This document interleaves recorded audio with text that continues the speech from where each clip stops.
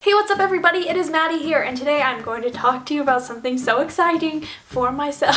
I'm going to assume if you're watching this, it's very exciting for you too, because you are going on or planning to go on or maybe thinking about going on a Disney cruise. I myself have been on 2 Disney cruises on the same ship, the Disney Dream, and I'm going on my 3rd one this December. I leave for my cruise in 29 days, actually a little bit less than that because we have to fly into the airport, but I get onto my cruise in 29 days. And to celebrate that, I thought, why not make a video giving you 15 tips and tricks about the Disney cruises.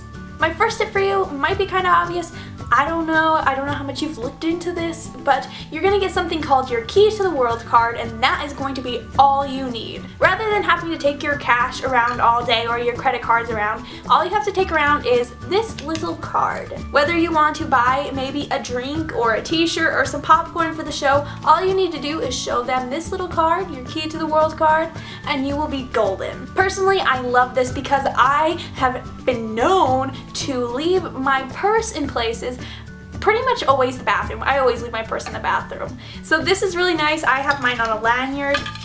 I guess tip number 1, part A, is if you want to, you can buy a lanyard before you go. I believe they give you lanyards. I'm pretty sure they give you lanyards. So you can have the option to put your card in. Number 2 is look into what your room offers before you go. Mostly talking about toiletries. If you want to bring a blow dryer, I wouldn't, because they already have one in your stateroom. If you bring your own, it might be too high of a voltage and it might not work. They also have shampoo, conditioner, body wash, all that good stuff. So if you want to save some space on packing and not bring those things, it's alright unless you need some like special hair stuff. Number 3, on Disney cruises you do something called rotational dining, which means you are not in the same restaurant every single night. My favorite part about this is no matter where you go, you still have the same server and the same staff, so you really get to know them and have fun with them. So another cool trick is about your Key to the World card. On the bottom here, it says what time your dinner is, because there's a 5:45 time and like a 7.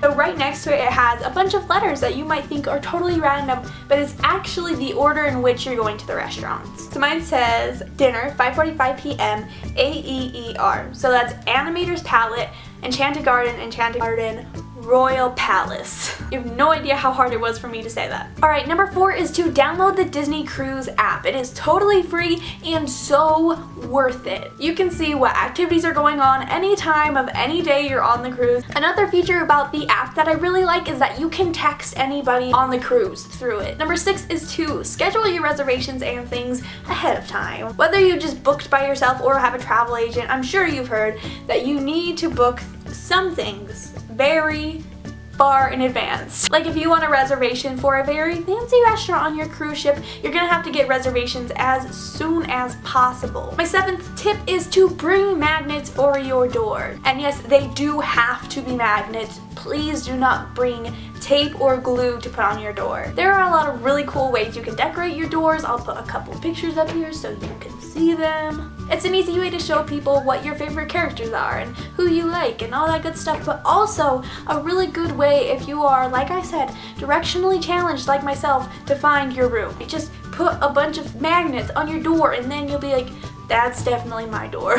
Alright, number 8 is to bring a water bottle. So this is actually pretty optional. It's a good idea to bring your own, especially if you have kids. They have little refillable cups that you can use, but it doesn't, I mean, it's like, they're like that big. So if you feel like it, you can bring your own water bottle and fill those up at those stations where you can get soda, I think you can get tea, pretty much any drink you need there. My 9th tip for you is that the atrium, that first part where you come in, almost always has something going on. If you're like, I wonder where everybody is, what's going on, I need something to do, go to the atrium because there's probably something awesome happening. One time I did that and there was baby races happening, just babies were crawling on this little runway. It was incredible. My 10th tip is to not feel obligated to leave on port days. Now there are some really long trips where you're going to want to go to England or Ireland or wherever you're going, and there are some shorter ones where you might not want to get off at the ports, and that's okay. I don't plan to get off on our port day. We're going to Nassau one day, and I'm just going to have fun on the ship. I'm going to explore. I'm going to ride the aqueduct 1,000 times because there's not going to be as big of a line. But if you want to go on the port days, it's totally alright. That's fine.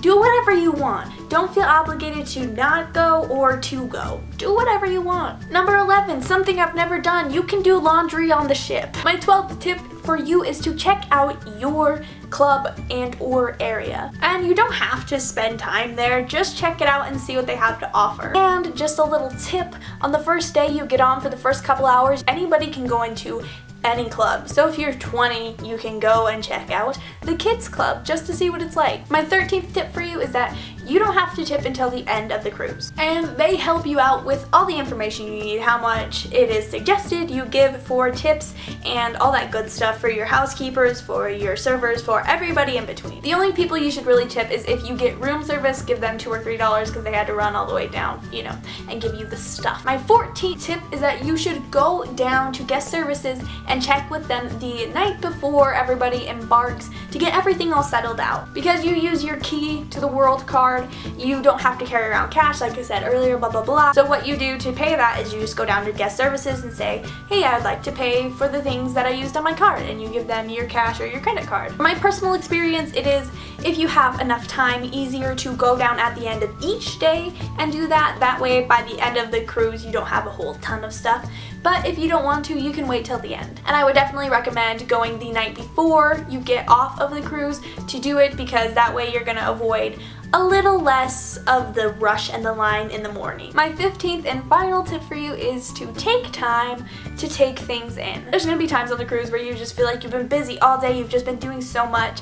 So if you ever feel like that, just take a minute to look out at the beautiful sunset, or look around at the adult only club or the teens club or whatever, and just really appreciate all the things that are around you. Well, my friends, that is my final tip for you. I hope you enjoyed. If you did, don't forget to leave a comment down below. Tell me if you found any of these tips helpful in deciding whether or not you want to book a cruise or not, or if you're going and you're just excited and you will watch anything with the words Disney Cruise in the title. Don't forget to also like the video while you're down there and subscribe for more videos just like this every single Saturday. I'll see you guys next week. Thanks for watching. Bye. If you love me, let me.